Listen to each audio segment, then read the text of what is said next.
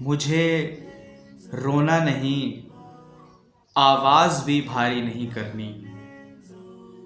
मुझे रोना नहीं, आवाज़ भी भारी नहीं करनी।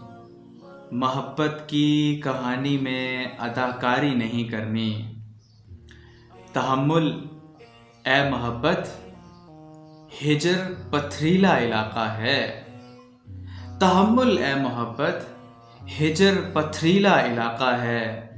तुझे इस रास्ते पर तेज़ रफ्तारी नहीं करनी।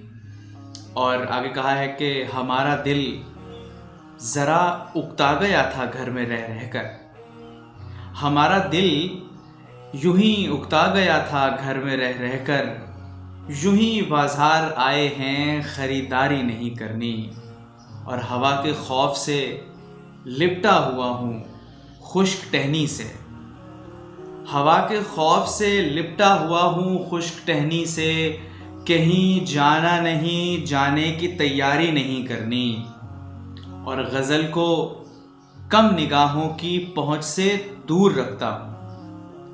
गज़ल को कम निगाहों की पहुँच से दूर रखता हूँ। मुझे बंजर दिमागों में शजरकारी नहीं करनी। और वसीयत की थी मुझको कैस ने सहरा के बारे में। मक्ता अर्ज़ कर रहा हूँ कि वसीयत की थी मुझको कैस ने सहरा के बारे में। ये मेरा घर है, इसकी चार दीवारी नहीं करनी। मुझे रोना नहीं, आवाज़ भी भारी नहीं करनी।